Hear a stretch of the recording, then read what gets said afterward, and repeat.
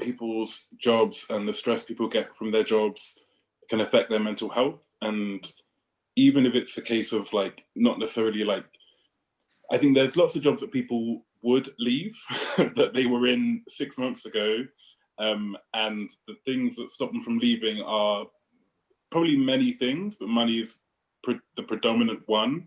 And I think that I can only speak in terms of theatre, but I can, look back now and think about all the times when I've experienced a microaggression or something that was maybe only like minorly traumatic, not something that I would ever tweet about or talk to my mum about or anything like that, but just a little dig.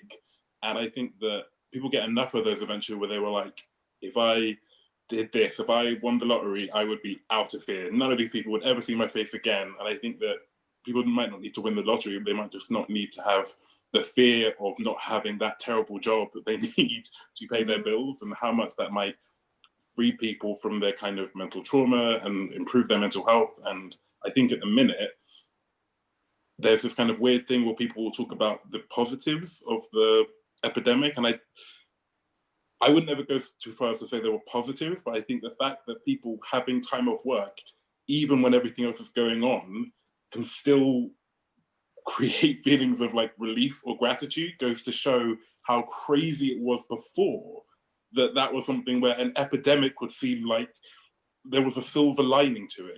I think it was so crazy that people didn't really realize before that happened.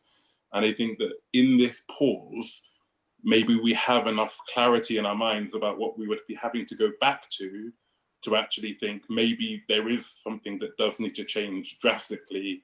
And we need to have those conversations and the difficult questions and the difficult answers to actually work out what needs to happen next.